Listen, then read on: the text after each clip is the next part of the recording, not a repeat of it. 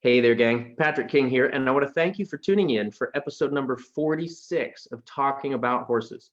Today, I'm pleased to be joined by Jec Ballou. Jec Aristotle Ballou is an educator and trainer based in Santa Cruz, California, solving the confusion, questions, and roadblocks that today's riders encounter while learning to work with horses. She specializes in giving today's horse owners the information and tools they need to develop their horses' athleticism and performance. Learn how to improve your performance with Jec's popular books, articles, and on-demand conditioning schedules. And you can join her for her clinics throughout the US or by visiting her at home in coastal California. Jec, thank you so much for joining me here on Talking About Horses. Thank you for having me, Patrick, and not to commandeer the conversation, but I want to thank you for doing this whole series this week. It's been so cool. And just the caliber of trainers you've got on, I was like, whoa, I'm not worthy. It's such a great lineup of people. And just the fact that you're struggling with technology, which I'm terrified of to do, like, I just want to say thank you. And I think I speak for the larger community. Oh, well, that's awesome. Thank you. And thank you for tuning in. Thank you for listening to these. It's been so much fun and honestly humbling, not only for who agrees to come on with me to talk while I fumble through this, technological stuff, but also it's been pretty humbling to see who's listening in from home too. And, kind of thankful for everybody having this downtime that we can all share this. Yeah, I'm grateful. So what are we going to chat about? Cool. Well, first, yeah, good. Yeah, I guess we didn't even really talk about what we're going to talk about. So it's going to be just a big surprise as it pops up. But, starting with that or talking about that, how are you doing with this whole COVID-19 pandemic deal? How has this changed life for you? What have you got going on? It's so day by day, some days I'm like, so in my Zen plays, and other days I am like, the sky is falling. And mostly that's just worry about our industry after this. I just remember being out here in California after 2008, and it was so bleak. People were giving away their horses. People were like just not shoeing their horses for like months. It was awful. And I'm like, oh my God, I don't want to go through that again, Right. So, but when I don't fixate on that, all is really well. And I was joking to somebody the other day, because of the lockdown here in California, I asked my groom not to come. And so that means that I've been riding all the horses myself, all 9 of them, which isn't something I've done since my early 30s, And first of all, I'm like, I forgot how much work that was.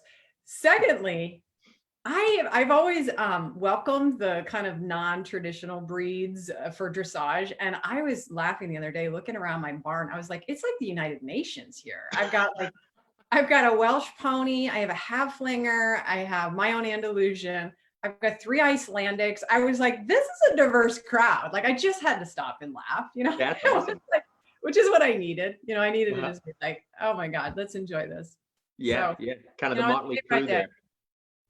Cool.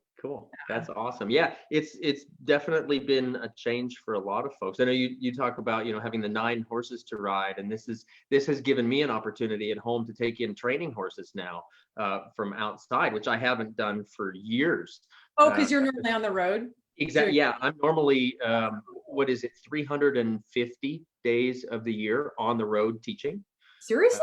It's pretty intense schedule for like the last maybe 7 years or so.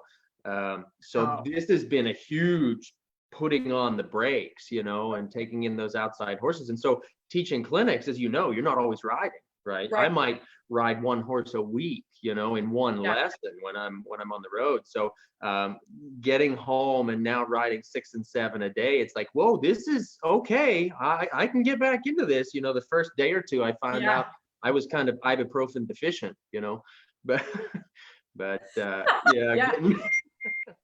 luckily it was easy to get back into the swing of things. But it's been a shock for the horses that I'm climbing on, because I had just gotten back from Spain riding at the Royal School in Spain. I'm like, okay guys, come on, step it up. I thought, okay.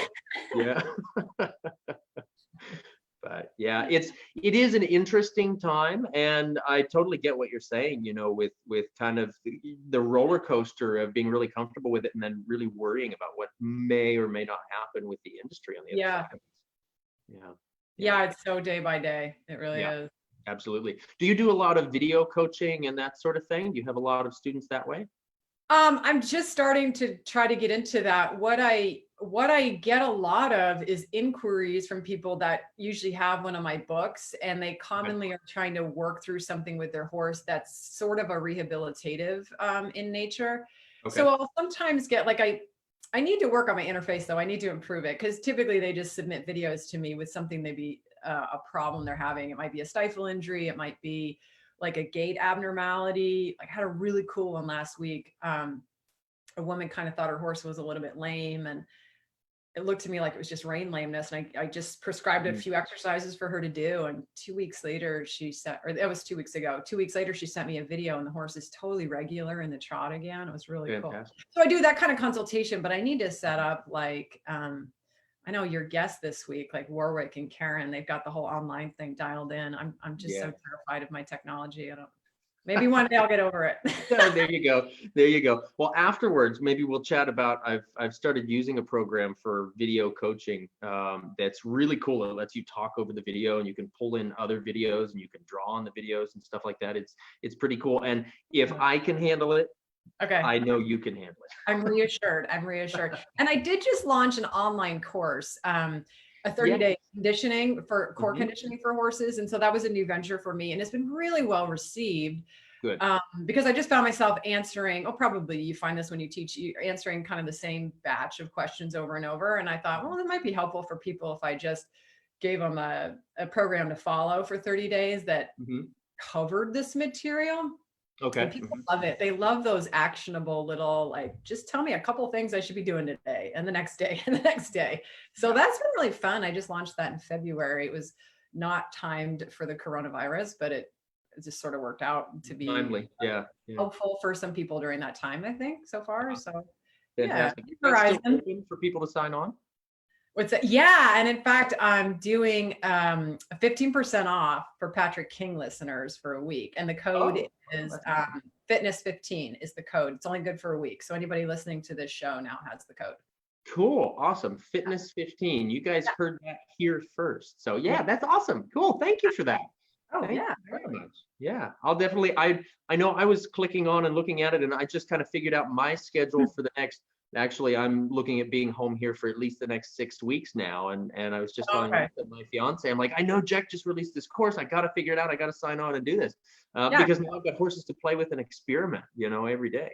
Yeah. So you have like new clients' horses, or are they horses that you're training for yourself? They're new client horses. Yeah.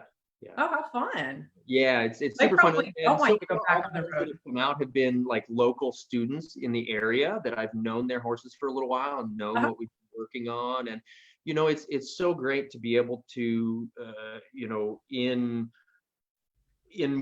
3 or 4 days, work through all the things that we've been trying to do in a lesson every 6 months and that sort of thing, so it's been nice to be able to warp speed. I have one student who's joke, they fill out this kind of like an application, right? When they're sending their horse in for saying what they want to do and what they're looking for and that sort of thing. I've got one student who started the trend. It's Grand Prix in 3, because the first idea was I was going to be here for 3 weeks, right? So she wanted her horse Grand Prix in 3. And I'm like, yeah, let's just leave it at 3. Let's not qualify that. Like, could be months, years, decades. It's cool. We'll get that. We'll nail it. That's funny. That's an optimistic person. I like it.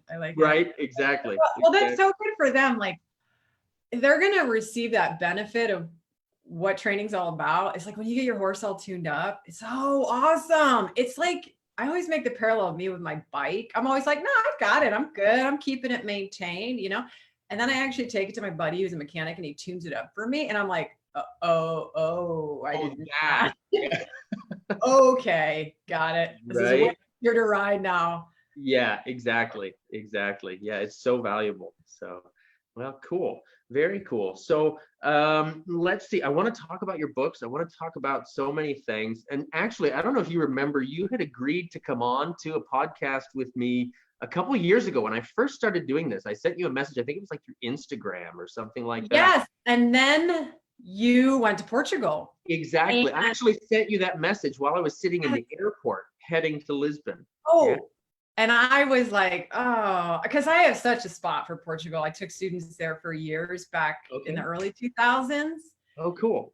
And I don't know about you, but it was like a pilgrimage, Oh, you yeah. know, when we would go and when students would go. I mean, there's just something about the horse culture in Portugal, Europe in general, but especially in Portugal. I mean, it's the fabric of their lives in some ways, and you just really get the sense that you're entrenched in this deep tradition, and it's like it's such a privilege. So when you I didn't know who you were, but when you sent me that message and you were going there, I was like, oh, good for you. Oh, awesome. And then since then, you and I kind of seem to like circle around each other on the clinic circle. It seems like a lot of people who come to my clinics, I hear your name a lot, so it's nice to be able to. Cool. Oh, I hope that's good. Yeah, well, I think it is. I mean, birds of a feather, right? So yeah, it is nice to finally catch up. And I gather that you've been back to Portugal and taken students. Is that right? Yes, absolutely. Yeah, I spend every winter I go there, and now I've added Spain also at the Royal School there in Jerez. And actually the way that my clinic schedule is, I joke that it's my second home because it's the longest time I've sat still in one place for 20 years was that first trip to Portugal. Wow. So now we spend a month and a half to 2 months in Portugal, and then a week or two in Spain as well every winter. Yeah, really, it's just that I'm a princess and can't handle cold weather, so I get out of the States, you know. But it's also, for me, it's a great chance to catch up and get my own horsemanship, my own dressage improved, right? Have somebody really drilling down on me, nailing down on me. But it is fantastic to be able to take students there and have them feel, like you said, the tune up on your bike, right? Have them feel those schoolmasters and then take home to their horses what that actually is supposed to feel like. Yeah. That's wonderful. I'm so glad you're doing that. That's so cool. It's a ton of fun for sure. So, let's talk about you. Let's talk about who is Jec Ballou. Tell me about your story. I know you're in California now, originally from Vermont, correct? Vermont. God's country.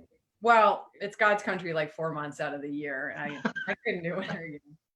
And actually, sort of Portugal was the tie-in for how I moved out here. I know it doesn't seem that way, but we started taking students to Portugal every winter. We would go in January to get the heck out of Vermont. And I fell in love with the Iberian horses. I mean, my parents are trainers. I was raised in a horse training family, but we worked mostly with carriage driving breeds. My dad is a really well-known carriage driver. Okay. So definitely we didn't have any illusions come through the barn, a lot of Frisians. But so going over to Portugal was my first exposure to Iberian horses. And I was like, wow, they're so cool. And every year I went back, I was like, oh my God, I want to own one of these. And you look at the price tag, and it's like, oh my God, I don't think I'm ever going to own one of these. And then the opportunity came out to move out here to California, which was never in my plan, to train for a woman who was importing Andalusians from Spain, and she needed a residential trainer. So I did no homework, didn't even fly out and meet her. I was like, okay, I'm in, it's me, I'm your girl. And I moved down here, and I was like 18 years ago now. Man, I can't believe it. So the longer you don't live in winter, the more I'm like, I guess I'm not going back to Vermont. I always thought I would just, I'd go home. And now I'm like, I mean, I'm in a t-shirt in February, Right. And when you work in the horse industry, you kind of don't want to have the layers on. The first winter I lived out here, a friend from home sent me I think it was a Christmas gift, a pair of those fleece insulated breeches. You know the time I'm talking about, like fleece on the inside. And I was like, I'm never gonna wear these. Like it never gets cold enough to wear them. Anyway. That's awesome. So I'm still out here. And I published my first book in 2005. That was 101 dressage exercises. Okay. Yes. And I hear that that the USDF calls that critical for every rider to own. Isn't that awesome? That's pretty awesome. Kudos for that. I know. I was like, what? It's so great. And that book has had I mean, what a life. It's translated into, I think, at least 6 foreign languages now, and it continues to sell pretty well. It's a good resource for people. But my big passion has always been the fitness of horses. And I don't think I realized it was my passion until maybe 12 years ago. I started to like really dial in on how important it was to me, and how much a lot of people are stuck in their training because they're just kind of going about things the wrong way physically for their horse. Gotcha. Mm-hmm. So that's just led me down all these avenues of constantly researching and studying everything I can get my hands on, and continuing to try to connect with like-minded people. And I love opportunities like this and this week and what you're doing, because I really believe in trainers collaborating. You know, like, we're not islands. And I have a lot of information and tools to help people with the physicality of their horse, but there are people like Warwick and Karen that you've had on your show that can really speak to horses that are troubled, or sometimes you just have to get through a layer of a horse being emotional before we can talk about how do I fix that stifle. Do you know what I mean? And we all have to work.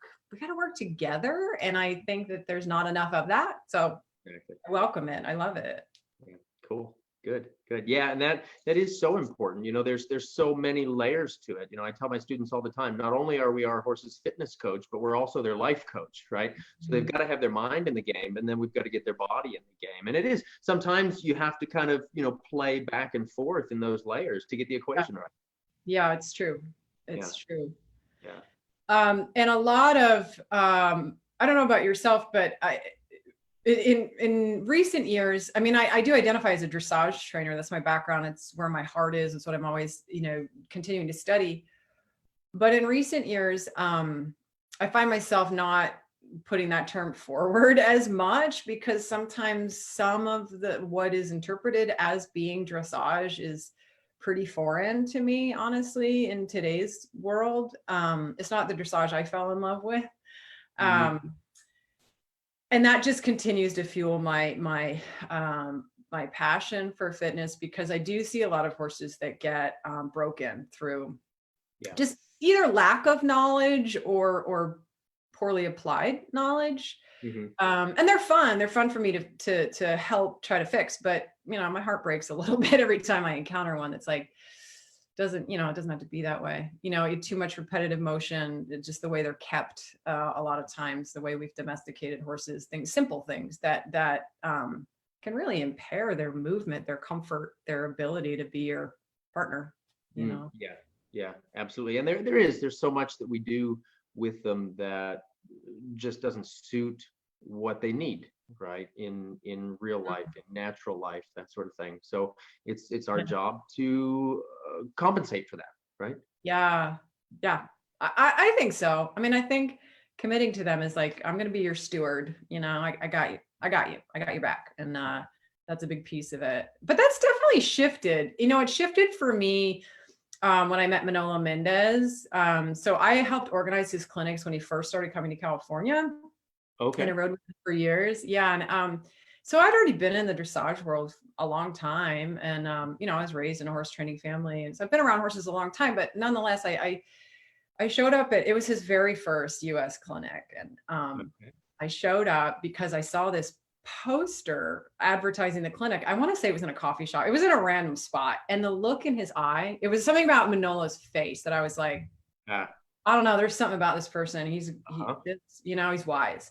And so I had this Andalusian stallion, Lusitano. It was a Lusitano stallion in training, a young horse at that time.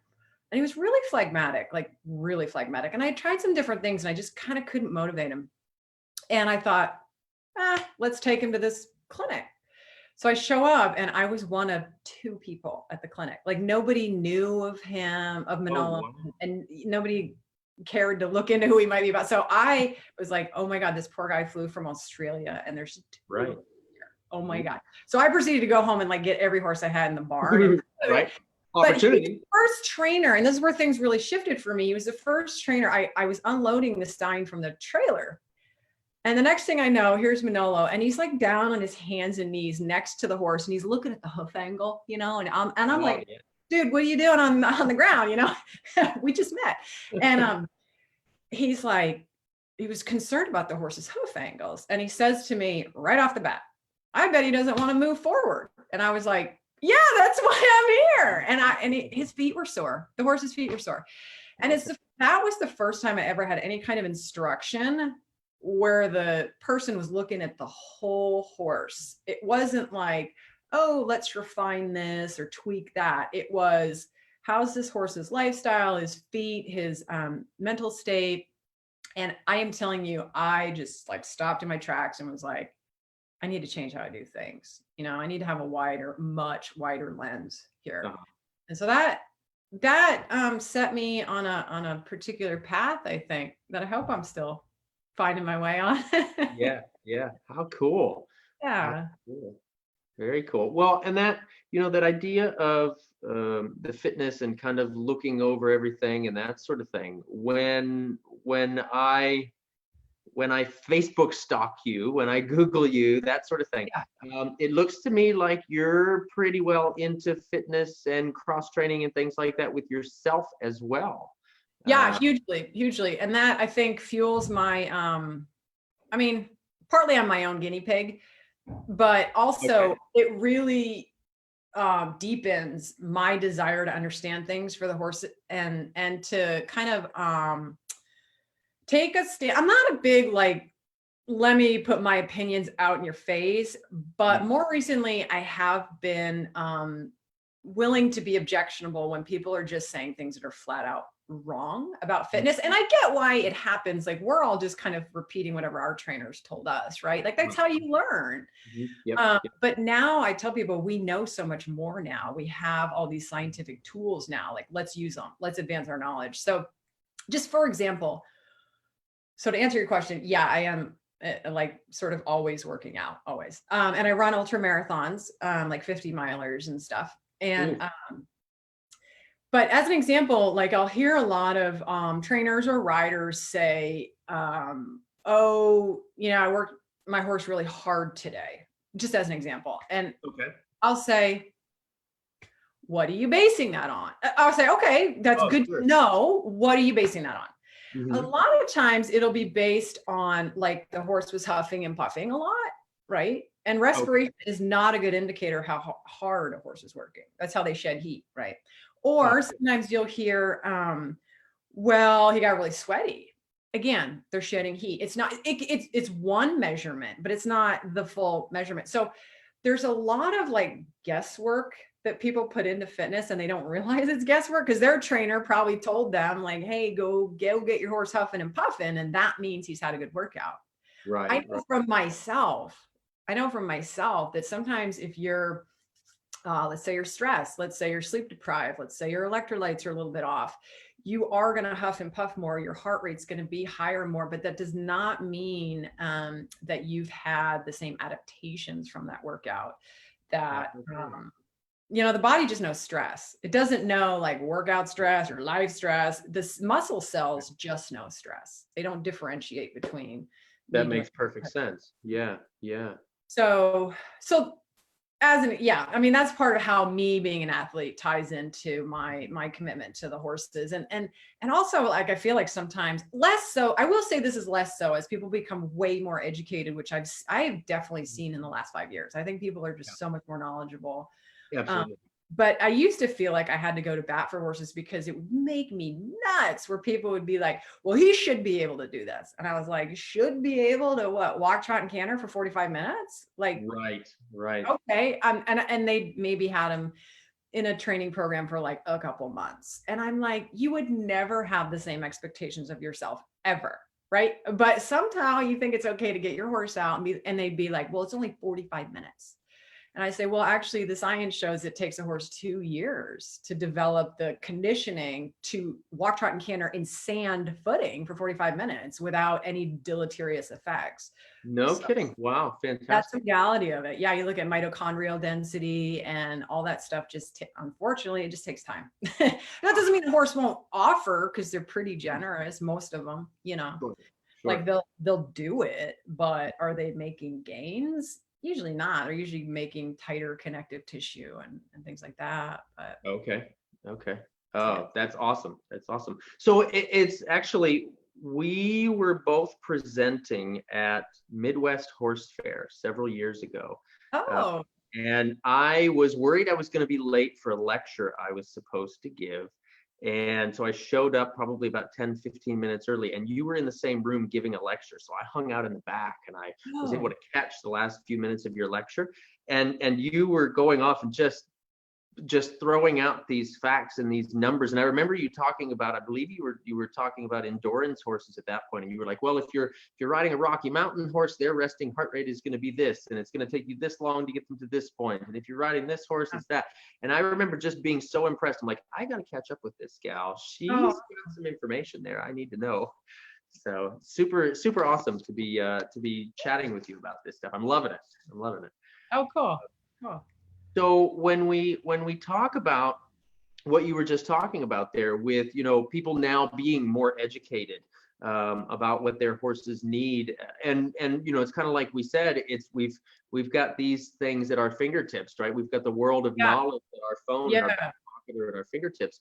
It's easier to find information now, but talking about, oh, my horse should be able to do this, it's only 45 minutes. There's a lot of those fitness fallacies that are out there, right? And I know I've read some kind of in the back of I have your conditioning manual. Oh, cool. Good. You're Yeah. one of my favorites, your equine fitness book, that sort of thing. Reading some of those, can we touch on some of that? Is that okay with you? Oh, totally. Yeah. Where I don't want to get too nerdy. So just where should we dive in? Oh gosh, no, I love the nerdiness. I think that's awesome. So you actually had a list in the back of, I think it was the 10-week conditioning manual. Number one was, you do not sit on the back muscles. Tell us about that. Yeah. So probably the one who explains this way better than I do would be Dr. Garrett Heuschman.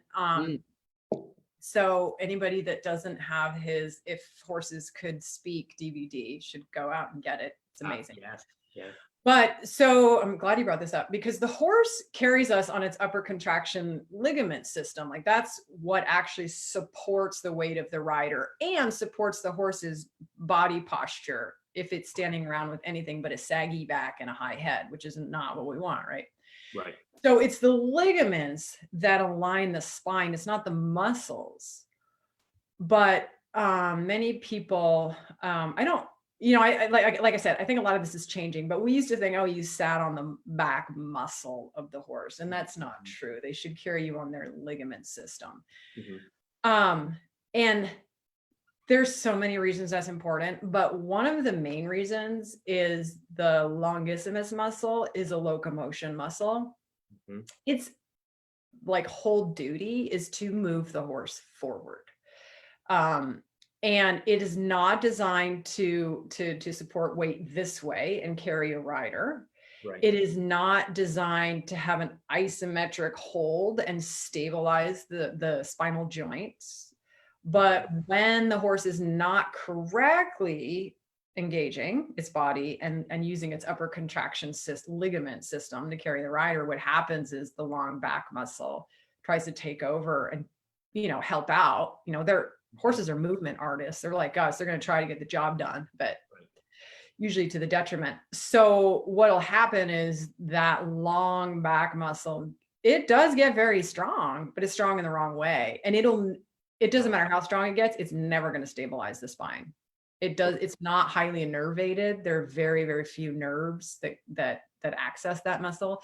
So that's the wrong thing to talk about when we talk about strengthening the horse's back.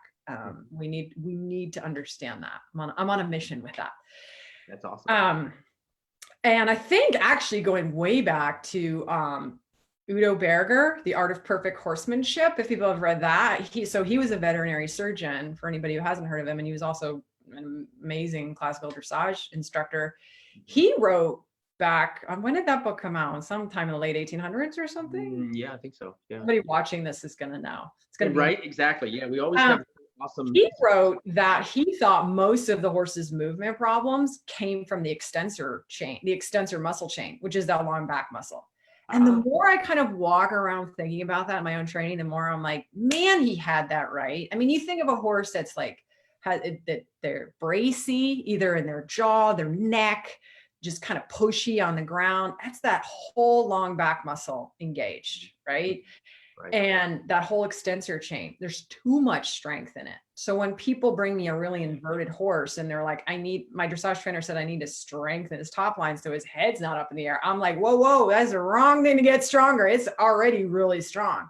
Yeah, but that doesn't make a lot of sense for people because of how we're used to thinking about the back. So it's the upper ligament system we want to think about stimulating and activating, and then actually releasing tightness and tension from the back muscles that you're sitting on. Gotcha. Yeah. Be fluffy. They need to be engaged, but they need to be fluid. Yeah, there you go. That's a great way to think about it. Yeah. Cool. Let's see. Number 2 you had on there, and I love this one. His neck down does not mean his back is lifted. But what do you mean? I've been told that the lower the neck goes, the more they lift their back. What do you mean by that? Do you encounter that? Yeah. I admire like students that are like, I mean, I get it. They're like, I got his head down. Like, whoo, I nailed it, right? I nailed it. And it's like, check that one off the list. Next time. Arguably, it is better than it being up in the clouds, arguably, but it unfortunately doesn't guarantee he's lifting his back. And they're like, oh man, there's like this. Suddenly it gets complicated. Exactly. It's like, oh God. Unfortunately, it's not that simple. So there's so much to that's where the artistry comes in. That's why this stuff's so never ending and I love it, right? I mean, there's the basic nut of, it's good to stretch their neck down. But then there's the complexities of they shouldn't be there all the time in that posture, right? You've got to be able to adjust their top line. And then people are like, well, oh my God, how do you know when to adjust their top line? And that's when the artistry comes in. And that's why it's good to have some coaching. I mean, there is just some black and white information that you can run with, but then there are subtleties to it. And that's why it's never ending. And you got to love that part of it, right? It's what keeps us in it. Yep, absolutely. I love my friend Jillian Kreinbring. I don't know if you've met her. Yeah. But she says, and I'm probably going to botch it because I'm terrible at remembering word for word what people say. But she talks about posture being dynamic. Oh, good. Yeah. Yeah, I feel like that's so important. Like you said, not always should that head be down, right? But when we're, just to give our listeners kind of a general idea, if we're looking at that idea of his neck's down, so maybe his back is or is not lifted. If we're asking our horses to bring their neck forward and down, we'll say forward and down, not just down, right? Yeah. We'll put that little qualifier in there. What might be a couple other things we'd be looking for in that to know that our horse is using himself a little more properly? An easy thing I look for is, again, kind of drawing on Dr. Gerhard Heuschmann's teaching, is the hind leg of the horse. When it lands, it should land under the rider. So if you drew a plumb line down from the rider, that's where the horse's hind hoof should land when it finishes its stride. And accompanying that is the horse shouldn't be creating a lot of dust. So if you got your horse's head and neck down, then you're kind of trotting around, but you were making a lot of dust around you. He's shuffling his feet. Well, his back's not lifted, because any horse, even like a stock horse that's, pretty bulky, they will have swing in their body. Now that's not the same as like suspension, like a warm blood, but they will have swing. They will have cushion. You won't be making a lot of dust clouds. So that's an easy thing. The other thing I look for, and this is something Manolo always talked about, is the carriage of the tail. It should be softly swinging from hock to hock. A tail that is just static, not clamped. I mean, that's bad, but just hanging there lifeless in the trot, red flag. Your horse it's not using its back. And those are really easy things, I think, for anybody to look for and see. And I don't know about in your clinics, Patrick, you must see, I'm seeing a lot of gaited horses in the last 5 years, like such a surge in gaited horses, all kinds of, it's been a learning curve for me. Oh yeah, sure. I say the same with them. Like, it kind of doesn't matter what, if it's a foxtrot or if it's a rack or a tolt, that hind foot should at least be landing under the rider. When they're kind of just shuffling under the pelvis, not using the back. Right, right. And that's a lot to do with the, the physics and the equilibrium, right? If the hind leg isn't reaching, deeper underneath the body, they're not able to carry more weight on the haunches. It's so true. Like, it's just not going to happen. I mean, you Yeah. can learn to sit well as a rider and you can give some good cues and not get the result because the horse like physically can't get there, Yep. Yeah. Yep. Absolutely. Absolutely. Okay, cool. So let's see. One of the other ones that was on there that I loved was 30 days to fitness.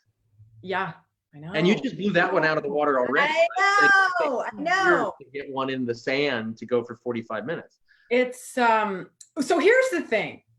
And this will be a really brief soapbox. So horses are amazing at cardiovascular adaptation. They are incredible. Now that doesn't always translate to their stamina. I believe, and there are these horse versus human races. I believe a human will always outrun a horse. And generally when they do those endurance races, the human always wins. Really interesting. I haven't over distance. Yeah. We can shed heat way better than a horse can. Oh, sure. But horses, you can take a total and science has shown this. You can take a couch potato horse that's like kind of never been exercised. So let's say he's like 6 years old. He's just been in the field. Okay. You bring him in the field. You can start with some, lunging and some groundwork. And within 10 days, you can measure huge increases in his cardiovascular adaptation. So that being his ability to shed heat, his sweating response, his recovery, like the quickness that his heart rate will go back down to a resting state after being elevated, his metabolizing of energy to fuel his muscles. They measure all that within 10 days, which is like nothing. If you think of how slow, these poor people that go drag themselves to the gym and they're like, they're months and they're like, man, I don't think I'm getting bigger, Right. And so cardiovascularly, horses make quick adaptations. And the reason I make that point is I think that's what a lot of people draw their kind of fitness idea about from the horse with this whole like, oh, I'm gonna put him with the trainer for 30 days. Yeah. There is no way around the unfortunate reality that soft tissue and bone takes at best 6 months to make really measurable gains. Okay. There's just no way to circumvent that. I mean, some of the breeds that have more, interestingly, Arabians actually have 2 aerobic enzymes in their systems that other breeds don't have. I believe this is why they excel in endurance. But anyway, some horses make quicker adaptations to soft tissue gains, but the quicker is the 6 months. It takes some of the drafty breeds 8 months. Yeah. And I've looked at research from all over. So they're all not just quoting each other. All these different places, UC Davis, University of Alberta Extension, they all come up with the same number, 6 to 8 months to build muscle. The problem is you can start to like see the increase in size of the muscle, right? So you think, oh, man, we're getting fitter, right? I mean, you can see that pretty quick. They lose their fat and you can kind of see his pectorals and you think, oh, he's getting fitter because you can see the muscles. It doesn't mean that they've made mitochondrial density that I mentioned earlier to fuel the muscle, the ability to shed the toxic waste that's built up from doing an exercise of any duration. A lot of people don't think about that. Like, where's that go? Well, it hangs out in the muscle cell, until the muscles get efficient at fleshing it out. And that's what makes a better athlete is when all those systems become really efficient. So, so it's 6 to 8 months. It really is. But like the horse can make cardiovascular gains in 30. It doesn't mean they're ready to go, do a horse show or something, but they can make measurable gains quicker than a lot of other mammals for sure, which is really makes them pretty cool. Yeah. Super interesting. Interesting. So for anybody out there thinking about sending their horse out for 30 days, you got to think really 6 to 8 months, huh? Kind of modify your expectations. Yeah. I mean, just be realistic about what you're going to get done in 30 days. Sure. Right. Exactly. You can do some things, but Right. So if it's education in 30 days, that's totally different. Not to say that a horse is fully educated in 30 days, but you can advance, right? You can advance. Well, it's true. And I think the time is better spent in that 30 days to have the focus be on like alignment and body mechanics, because when you get to the point that you want to work on your horse's cardiovascular system, that changes quickly. You know what I mean? So spend your time working on the stuff that is slow to change and that you really don't want vacillations in fitness throughout the year. We used to think that giving the horse a good chunk of time off was a good idea, like kind of to reset. Now they know that pretty big vacillations in fitness is actually taxing for their metabolic systems. It's not a good, I mean, you can let them down a little bit, but generally advise not to drop below 3 times a week of exercising 40 minutes. Really? Or so. Okay. Yeah, and especially for older horses, if anybody watching has a horse over 18 years old, like do not let them lose fitness. Like it is very stressful. So an exercise that normally would be aerobically based, meaning you would recruit the type 1 muscle fibers, slow twitch aerobic fibers. When an older horse loses fitness, like they've been out of work for longer than 4 weeks, and you try to like bring them back into it, their body tends to try to recruit the type 2 and 3 muscle fiber, the anaerobic fibers, and it's very metabolically expensive and it's very taxing on them. So the best you can, you don't want to let them, I know that's hard in wintry climates. I feel for people that have ice and snow to deal with. So yeah, exactly. Well, that's actually, I feel like that's a really great point to think about too, with this whole pandemic idea, right? Because there's a lot of barns. I know of plenty of barns, plenty of facilities, lots of horse owners that aren't able to see their horses. They're not able to go out and work with their horses now. And at this point, what a lot of the world right now is on like a 4-week window right now, and we're thinking, I know I've just canceled everything up for the next almost 6 weeks. So when we have a horse, say that's had a month, 2 months off, what are we looking at time-wise? How long does it take to bring him back to where he was? So, yeah, assuming that where he was like a, full fitness, horses start to, we call it detraining, at 4 weeks off. And we consider anything less than, 3 work sessions a week to be time off, unfortunately, because less frequent than that, the muscle fibers don't get recruited frequently enough to have a pattern, a habit about it. So they build up a lot of lactate is all that happens. Okay. So let's say your horse has been out of work for 6-8 weeks. You want to give them at least a 2-month buildup back to, not like a 1 or 2 week. A lot of people think, oh, if they had a base, I'm just going to jump back into it. But unfortunately, you're looking at, probably 2 months build up to get back to the level that they were. Now, that said, a young horse younger than 15 years old is going to come back a little bit quicker. It would take about, if they were off for 6 to 8 weeks, it would take 6 to 8 weeks to get them like really primed. No kidding. Yeah. A horse older than that is going to take quite a bit longer. Okay. Yeah, quite a bit longer. So if a horse older than 15 or 8, like I say, 18 is kind of the average that they use for all breeds, because some age, better than others. Okay. If they've been off for a big period of time, then you're looking at a longer haul. But what I tell people, and if you can't see your horse at all, it's like next to impossible. But I have seen online people like, trying to work on their horse's posture and things like that. And that's what I want people to take away from this is not the time to panic about your horse losing cardiovascular fitness, because they're gonna, and that's totally fine. Because my point is that comes back really quickly. That like, don't panic. This is what makes me crazy, Patrick, is like people are like, they get to the barn, they're like, oh my God, I only have 20 minutes. They pull the horse out of the stall. Maybe this doesn't happen where you are, but out here in California, this is a thing. And they throw him in the arena loose, and they just start chasing him around. And I'm going, oh, his cartilage. Oh my God. Oh. It's like, right? Like, oh my God. But their idea, and it's a good one in theory, is they're trying to, get him as much exercise as they can in 20 minutes. I'm like, take a breath. They're going to lose, they're going to lose their cardiovascular fitness, and that's okay. But focus instead on posture stuff, because that is where you don't want to lose fitness. That's what takes so long to get back. Yeah. So maybe you go and you do 5 pelvic tucks, and you walk your horse back and forth over the ground poles for 20 times back and forth. and you do some backing up, some lateral pull flexions, like do that stuff instead. It's what it's going to serve you way better in the long run than and that goes back to what I said in the beginning, which is like people gauge their fitness on, did my horse get really sweaty today? You know, right. So we're talking about more activation of like those intrinsic muscles. Yeah, totally. That's exactly right. Yeah. Awesome. So we just had a question actually pop in. I hope you don't get distracted by me like looking down here. It's not that I'm averting gaze. I'm catching the scrolling of questions coming in.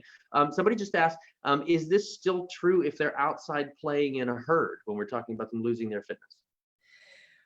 When they live outside, like 24/7, their upper contraction system is like kind of naturally kept in a pretty good tone. So that's awesome. The health of their ability to raise their back. That's awesome. That's the best case scenario. Do they maintain their bone density and the pliability of their connective tissue? Absolutely. It's way better than a horse that lives in a stall, for sure. But all the studies that I've encountered indicate that they still detrain. I don't think they can give you a specific number to what extent, but horses that live out, it's just a matter of knowing your horse. Some horses that live out move around a ton, and some don't move around much. And so their activity level, of course, is going to dictate. Kind of what herd they're in. Are they like on the move all the time, or is it a calmer herd? But by far, it's way better than horses that live in a stall, for sure. Okay. Awesome. So is it a pretty consistent 1-to-1 ratio then? You were talking about if a horse has 6 to 8 weeks off, it's going to take about 6 to 8 weeks to bring him back to where he was before that time off? Yeah. Okay. Yeah. Wow. That's super interesting. I know. Sobering, isn't it? Oh my God. Yeah, right? When I was a kid, we'd give him a lot of the winter off, and then we'd be like, okay, well, this horse had an awesome base. You know, you hear that, like a base condition. It's gonna come right back. Right. It does come back, but it's not like it comes back in the first week, you know? Yeah, right. Exactly. Well, and that's, growing up in Vermont like that, you know, and I'm thinking of a lot of the clinics that I teach are in the New England region. And I grew up in Pennsylvania, you know, so it was the thing that the horses got the winter off, you know.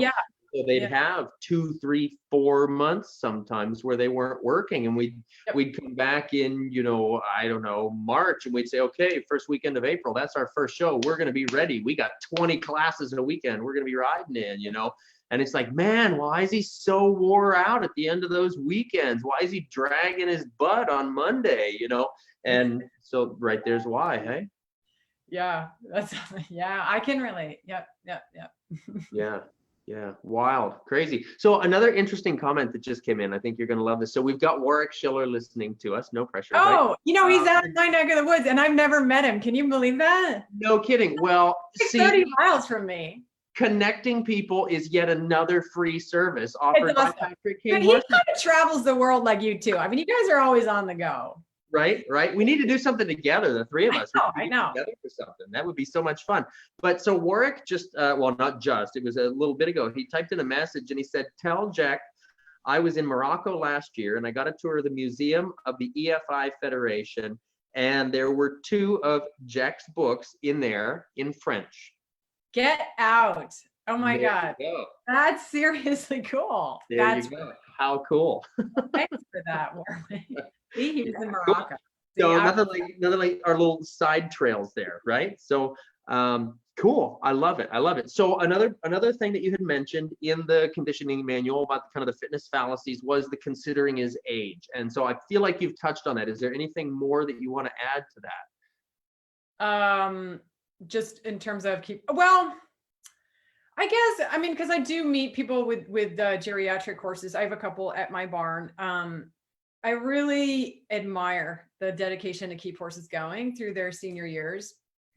I think it's a tough sort of art to figure out when they do start to fade, like when a geriatric horse, I mean, it's easy to see like, oh, they're a little arthritic and things, but the important thing to just keep in mind is when horses start to get a little, they show their age with their movement, they're a little stiff, if you want to use that general term.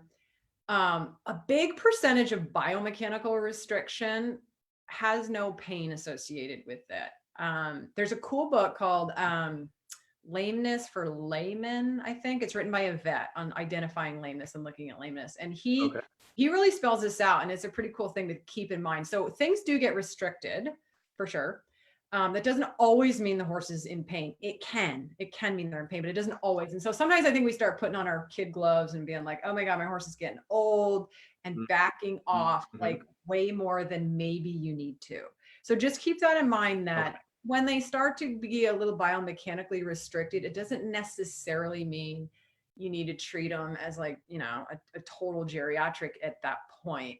The other thing the other point I want to make is, well, along those lines, that's where a heart monitor can be your best friend. Because if you decide, oh my God, you know, so-and-so, my horse is old and it's too hard for him now to do X, Y, Z. Again, what are you basing that on? If he's getting bulky or something like that, then yeah, listen to that. But if you feel like, oh, he's just gotten slower and you can't ride with your trail buddies anymore, that might be a reality, but put a heart monitor on him. Right. Is his heart rate when you're out on the trail, like actually way over 150 or not? If it's not, it's pretty surprising sometimes when you discover, oh, maybe this isn't as hard as I thought it was for him anymore. So get that kind of data. And then the other thing is, like, there's all kinds of movement you can give your horse. And I think sometimes we students of this can get really linear in our thinking, like because you've always done whatever your thing is with your horse, and now he's older and you're like, yeah, he's kind of fading, I don't think he's strong enough to do whatever my thing is anymore. Maybe there's just a way to bring a little bit more variety into what you're doing. There's so many different ways you can move the horse. You can ground drive them, you can you know, hack them out, you can do obstacles, you can do all kinds of, but keep them moving. My point is keep them moving. It is movement is so life. essential. You know, they might not be moving in a collected frame anymore, but keep them moving. Yeah. Cool. Well, I want to be respectful of your time. We have a few questions that came in ahead of time. If you don't mind us jumping into those pretty kind of brief here, kind of quickly. So we've got a question that came in from Lynn. She says, I'm working my way through the 55 exercises book. I'd like to ask about the advantages or disadvantages of raised poles versus poles lying directly on the ground, and when might each be appropriate? Okay. Good question. I'm really obsessed with ground poles, like really obsessed, for conditioning effects, and also for just training movement in the horse, because they are pre-measured strides in a sense. So you put these signals into the horse's neural pathways without the rider interfering. I mean, they're just phenomenal. So to answer the question as quickly as I can, it kind of depends what context Lynn is using the ground poles. Let's say she's talking about walking the ground poles. I set up various patterns of ground poles for walking. I almost always leave them on the ground, mostly for ease of setting them up. If there is something specifically you're wanting to target with your horse in the walk, so let's say scapula rotation, then you would want to raise the poles. I almost never raise them higher than 6 inches. Those are the little riser blocks I sell in my web store. But with poles on the ground versus raised poles, the general difference for me is poles on the ground, you always start there, because that is where you fix or resolve any gait abnormalities. So for example, in a trotting horse, the stronger side of the horse is always going to try to pull a little bit more. When you're trotting on a diagonal, it's always going to, you have to have like laser focus to see that, or slow motion, right? So they're always going to try to pull a little bit more with that shoulder, that diagonal. Ground poles interrupt that pattern, so they can't get into that habituated Sure, because of the space. So that's just an example of how to fix movement with the poles on the ground. And the horse has to be able to go over the poles on the ground without changing his posture, without inverting or going too low, like be able to hold a steady posture, without changing his rhythm at all from when you approach the poles, and stay totally straight, no wavering. So you have to meet those 3 criteria before you raise the poles up. Okay. So no change in posture, no change in tempo, and no change in like straight. drifting. Yeah. So once you've checked those 3 boxes and you think, oh, maybe I should raise the poles up, you absolutely probably should, for novelty, to keep the horse's curiosity going, because now we know those create chemicals that help the learning process for the horse. But when you raise the poles up, you're working more at a muscular level. I think of poles on the ground as being my physical therapy tools, changing movement patterns, stimulating different muscle activation patterns. Poles raised are more like, let's get into the thoracic sling. Let's look at the glutes. Let's work more at the muscle level. But you want to have met the 3 criteria I just mentioned first. Hopefully that helps. I probably just confused her more, but she could email me. Oh, that's awesome. That's awesome. Cool. Very cool. So now, how often would you recommend doing that pole work? You're talking about that being as like your physical therapy. How often, and what length of time, that sort of thing? I get horses in training that are like a little funky in their movement. That's the best way to describe them. And like I just had a Rocky Mountain horse come 2 weeks ago. He just left today. He was here for 2 weeks, and he couldn't quite get into his gait. It was one of those really pacey kind of, a little bit like riding a camel, So we wanted to clean up his gait with that particular horse, and he's a great example of what I do with a lot of horses that come in for training. To get them a little bit more organized in their body, I put the poles on the ground, so not raised. And I would every single day walk him over the poles. And I would set him up a little bit differently every day, so he's not just getting robotic about it, but not wildly differently. Like sometimes they're on a curved line, sometimes they're totally straight. Sometimes there's, a gap between different sequential sets of poles, things like that. But I would start every single session walking him over those poles like 15 to 20 times, because that gets all the pathways fired up that I want to then build on and ride. Okay.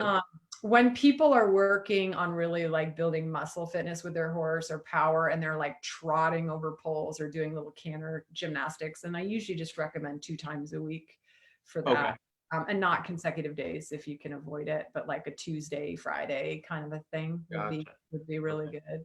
Okay. So a lot of the physical therapy side of things you're talking about is just at a walk. Yeah. Oh my God. There's so much cool stuff. I mean, the more I get into it and test out stuff with my horses, I'm like, oh, wow. Like yesterday, I have this little exercise. It didn't make it in the 55 exercises book. It'll probably be my next one, but just putting a single pole on the ground. And this is from the ground, having the horse walk forward and back across it. And you get this incredible activation of the scapula for horses that are really like, just want to be heavy, or their mouth is just like lead, it's like dead. It's kind of like a reschool kind of thing. But that simple little exercise of the horse pulling its scapula back. Because when does the horse make that movement? Never. Except for a strong galloping horse, you'll get some backward scapular rotation. But most of us don't go gallop cross country. So you don't get that. So that was so cool, just working with a single pole back and forth. I do so many little techniques like that too. I call it prehab, but it's like physical therapy kind of stuff. And like, if you think about your own training, what I just described with the single pole going back and forth across it, probably when you're in Portugal, you do the work in hand and you move the horse and you get them moving their jaw and you get them light in the front. But Patrick, that requires a lot of like skill and technique. And so what I'm finding with these pole exercises I can set up for people is it just really simplifies things. Do you know what I mean? Like they don't have to have your perfect timing and have all this like, well, I got reins over here and I got this whip and I just hit myself in the head, Right, exactly. Yeah. All the things. Getting the same effect. So it's not like we're reinventing the wheel. It's like kind of a different way to come at it to take care of their bodies. Super awesome. Super awesome. Yeah. There was another exercise that you have with one pole. I feel like I need to call you back because I could talk for hours on some of the questions I have and that sort of thing. But there was an exercise that I saw you do with a single pole, and I've had a lot of students do it with horses that are kind of stuck in the shoulders, that sort of thing, where they've got one leg walking on the other side of the pole and the other 3 walking on the near side. Yes, straddling the pole. Straddling the pole. It's so cool. And I have to give a shout out to Linda Tellington Jones. I saw her doing that exercise with dogs, and I thought to improve their coordination. I think it was dogs that maybe were hypermobile or something. I'm probably misremembering that. Somebody in your chat room is going to have the clearer facts on that.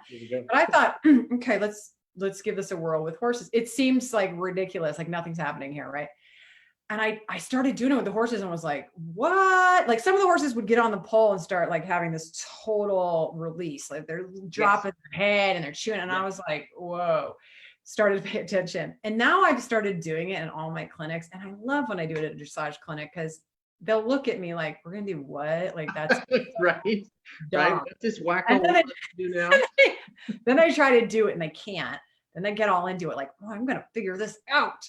And they do figure it out and they see the change in their horse. When the horse broadens its stance and has to pull its scapula back and activate that bottom muscle chain. And as I mentioned before, there's too much strength in the top muscle chain, in my opinion, for most horses. It's like what's going on in that bottom muscle chain, you know, the tongue, the abs, the obliques, those are mover muscles. So, yeah, right.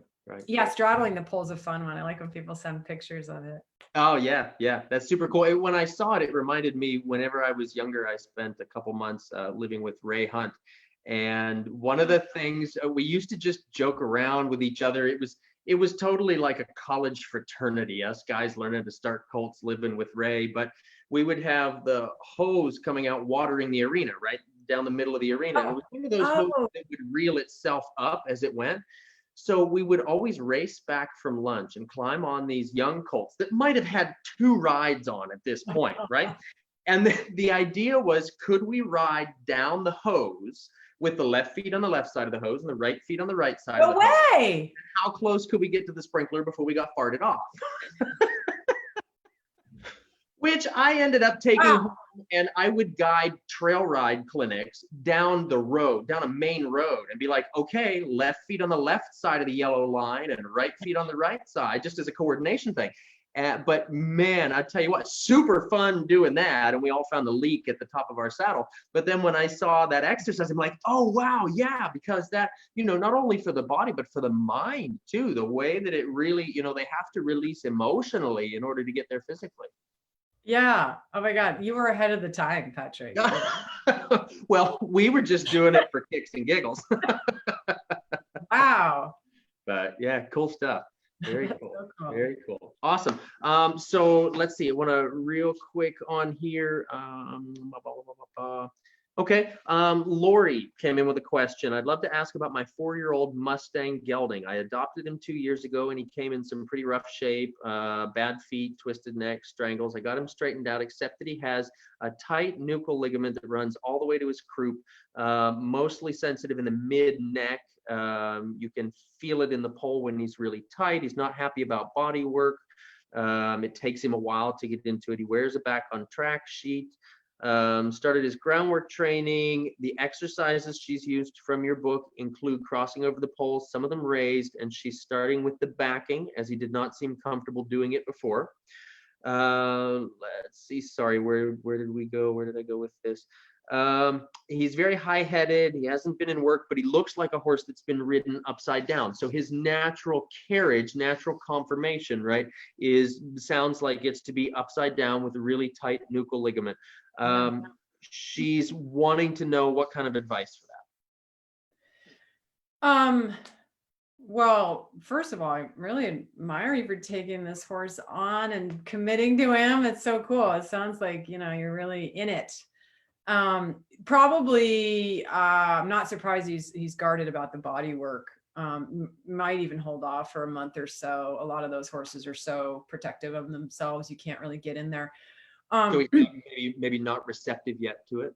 Yeah, I mean, I would guess. So a tight ligament, I guess I would need a little bit more info, but just kind of going off whatever info we have here, ligaments, you know, their job is to protect the joint. So if that's gotten really rigid and tight, I'm going to guess he was at some point kind of compromised somewhere in his spinal column.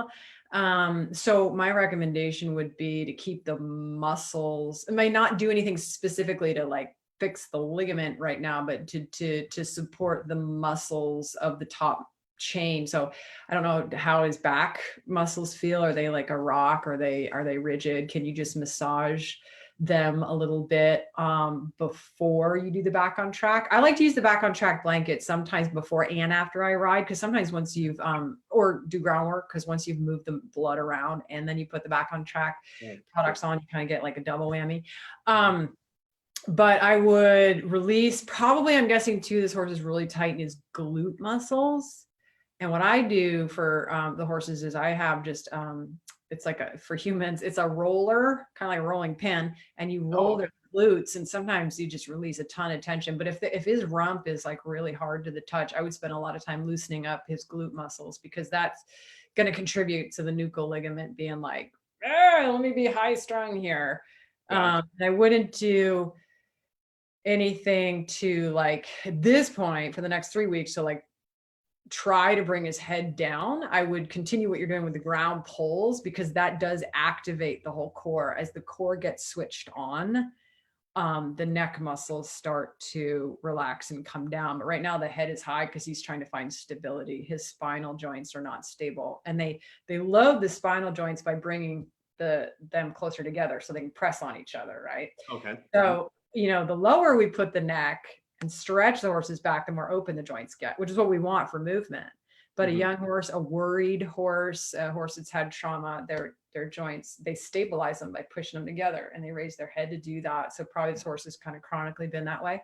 So as you can help sort of stimulate the core, turns on the forehand would be a good, simple little thing to do from the ground, as you can do some of that stuff and get these spinal joints to relax a little bit. His neck will start to come down, and then you can be a little bit more proactive about inviting him to come down with the neck. But I wouldn't push that issue for a few weeks and focus on some other gymnastics. Okay. Those would be my recommendations without seeing the horse anyway. So maybe that's helpful. Yeah, cool. Well, and that makes sense as an adopted Mustang, kind of a young horse also, kind of what they go through, where they naturally kind of tend to be on protective mode, that sort of thing. So yeah, makes perfect sense. Yeah. Who knows what who knows what they had going on before you got them, right? Right. Exactly. Exactly. Cool. We have a question that came in. Any general advice on stifle strengthening? Yes. A lot. Okay. We always used to say, well, my horse has a weak stifle. And I think what we meant was the joint was a little bit unstable. So the recommendation is always strengthen the quadricep of the horse. Okay. Now, horses are not like us. You can't isolate a muscle group. But we used to say things like, ride them up and down hills, which is tremendous for stabilizing the stifle joint. What I now am really a vigilante about is if and when the stifle is either inflamed or misfires sometimes, like the horse's leg will kind of get caught behind them when you're riding. You feel like, whoa, they kind of slip out. It's almost always working in conjunction with the lower back. Because that whole ligament system comes down, and the two main nerves to the quadricep muscles go through the loin muscle in the lower back. So if there's any tension there or discomfort or soreness, those nerves kind of just shut off. And so you can't strengthen the quads. Your vet's like, hey, go make their quads stronger. And you're like, okay. But if the lower back is tight, you can do the best exercise in the world and you're not going to see the difference because those nerves are not talking to them. Gotcha. So spend a little bit of time, again, just massaging the lower back, check for heat, that kind of thing. Cool. But then assuming the horse is not totally out of fitness, what can be a terrific conditioner is not super deep sand, but sand that has some depth. So like 3 inches deep of strong trotting for about 10 minutes. You don't want to overdo it. And again, you're not going to do this with a horse that hasn't been in regular work, but let's say he has, you could do about 10 minutes. I'd do that twice a week. It's like real strong trotting and like 3 inches of sand. That's terrific for strengthening the stifles, as well as hills. But hills, what a lot of people don't realize is slow, controlled movement up and down hills is what strengthens the stifle. If you trot up a hill, a horse uses his glutes pretty much to, push himself up the hill. He's not getting a lot of joint flexion and taking really deliberate weight on the stifle. So slower is your friend. Gotcha. If you live somewhere that you have hills, and when people are somewhere really flat and they don't have hills, then you just have to do more cavaletti is what I tell people. Okay. Makes perfect sense. Makes perfect sense. Yeah. Cool. Cool. Well, and the slower is better makes a lot of sense when we think about riding and helping our horses to balance, right? We would say Yeah. we've heard Carlos de Kunfi say for years, speed is the enemy of impulsion, right? Or speed is the enemy of balance, which makes perfect sense because the muscles you're talking about activating again are the intrinsic muscles, right? That need Yes, to be and activated. I was singing up to Kunfi this morning because he wrote that great article in Dressage today. I want to say it was like 99 or so. It was a long time ago, but it was on like the pony trot that Podolsky used to talk about doing for horses to warm them up, like this just real slow jog trot to try to activate those intrinsic muscles. So I was out in the field this morning riding my horse and I was working on the pony trot and it just felt really good. And I was like, there you go, Tecumseh. Yes. No, the pony trot. That's so funny that you bring him up. That's awesome. So again, slow, controlled, but again, not like forever, like, right? Like that's just an exercise. And once you get that all recruited, then it's like, okay, now let's go. Let's get some power. Yeah. Cool. Awesome. Okay. I know we're going to have more questions. I know we've had some more questions pop in as we've been doing this live, but I want to, again, be respectful of your time. We're just going to have to chat again. That's just okay. I would love to chat again. That would be so fun. And I love people's questions. Like, yeah, it's so much fun because everybody has such unique challenges with their horse, you know, it's so many of these little body things. It's like, I love it. Yeah, absolutely. That's awesome. Cool. So some wrap up questions here as we go into closing. So what would you say, what would you give as an actionable tip or thought for riders? Something that they can ponder if they can't be with their horses, or something they might be able to work on with their horses today? Oh, that's a good one. Yeah. Man, I should have prepared more. Besides watching your show, you mean, Patrick? Oh, yeah, of course. Besides, yeah, naturally. Yeah, an actionable thing that you can do if you can see your horse is I'm on a little bit of a like a kick about this, is make sure you do spend the first 10 minutes of your session walking. Doesn't matter if you're doing groundwork or you're riding, but that's how long the joint fluids need to circulate. So do use your watch, don't guess. I know a lot of us who consider ourselves to be like artistic riders don't look at our watch, but I do when I get on the horse, because otherwise I shortchange them. Everybody does. You're like, I think that was 10 minutes. And you look at your watch, you're like, oh, it was 4. 4, yeah, exactly. Right. And that's about the circulation of the synovial fluid, yeah? Exactly, yeah, it becomes thinner. Okay. And then the joints can, so that's why I was cringing about cartilage earlier. Because if you don't get to that state where it's lubricating the joint, the cartilage bears all the brunt of that, like rapid running around the arena or turnout. And over time, yeah, it really degrades because cartilage doesn't repair very well. Right. Absolutely. Cool. Okay. Awesome. What is a recent book that you've read or video that you've watched? Horse related or no? Anything. It's kind of horse related, but I read a very great book recently. I'm a big reader. It's called The Giver of Stars, and it's based on a true story that I'm surprised I never heard about. It's based in Kentucky. Okay. And it takes place between the years of 1945 to 1952, I think. And it was a horseback library service. And it's based on these true characters who were these like really mighty independent women. And they delivered books by saddle to these Appalachian homes, like really hard to get to. It is a delightful story. The Giver of Stars. It's a great read. It's just so, a lot of horse anecdotes and strong female characters. So that was great. Awesome. Cool. Very cool. What is something that the horse has given to you? I think my whole life. I mean, horses have taken me around the world. That I've met so many cool people. Like they've really given me an identity in my life. And I just am so grateful. Awesome. Very cool. Let's see. And we touched on this early on here, but this is a constant journey of discovery and improvement. What area of your horsemanship or self-development are you working on right now or wanting to improve? In this moment, like today, I'm working on being very picky about myself because I am, like I say, I'm not doing a ton of lessons right now because of the lockdown.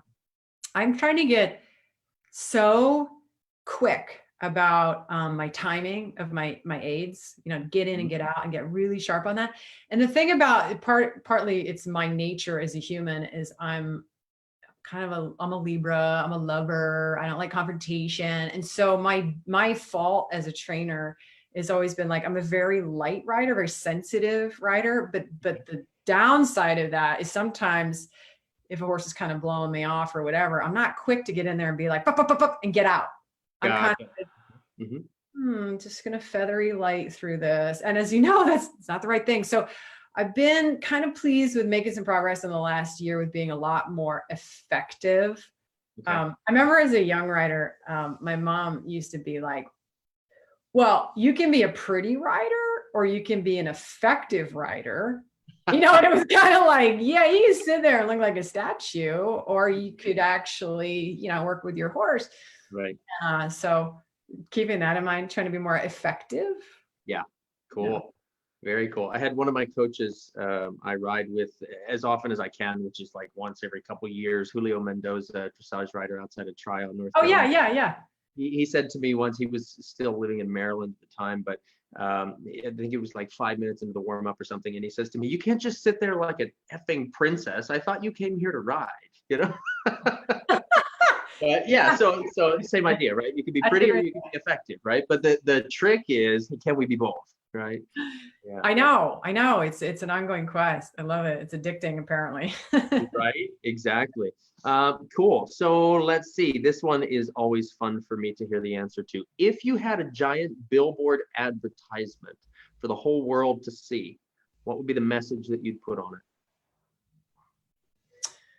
Oh, I think in this moment it would be smile. I think There you changes go. your whole outlook, right? And you smile Yeah, and you feel like, hey, yeah. perfect. Perfect. Good. Okay. This has been so much fun, Jack. How can people find you? If they want to find out more about you and what you're doing and where you're at, how can they find you? They can go to my newly revamped website, which is pretty exciting. It looks pretty cool. It's really great. jecballou.com. And Okay. as I said, all my books are there, but my online course that I just launched is there. And the 15% off code is fitness15, and it's good for a week. And I'm just announcing it to just Patrick King's audience. So That's awesome. like a VIP pass. So yeah, that's the best. And I'm on Facebook too. It's just my name, Jec Ballou. So Perfect. Awesome. Cool. Well, again, thank you so much for this. I'm glad we finally were able to put that. What was it? 3 years now we've been working on putting this together. I've heard your name so many clinics, Patrick, for real. Oh, Cool. That's awesome. And likewise, and I've shared your books. I've got all of them, and I know that half of them are out on loan right now and that sort of thing, because I'm terrible with doing that. I lose track of things. So I know I was looking actually for your equine fitness book and found 2 or 3 copies of it, because I end up loaning one out and then I'm like, oh, where did they go? I'll just buy another one, But yeah. Good. I hope people are using them. Cool. Yeah, me too. Yeah, absolutely. Yeah. So fantastic stuff. Looking forward to catching up with you again. Definitely going to have to schedule another one of these. So awesome. So thank you so much. For sure. Okay. Well, thank you. Cool. You bet. Thanks so much. Hey, gang, I want to thank you for tuning in for episode number 46 of Talking About Horses. I really appreciate you giving Jack and I your ear for this time. Please remember that if you've missed any of it, you can access the full broadcast through Facebook, eventually through YouTube, iTunes, or by streaming directly from my website by accessing the Talking About Horses page from the education drop-down menu. Through whatever platform you're listening, please be sure to give us a rating, comment, a review, and hopefully a share with your friends. Thanks so much, gang, and tune in next time.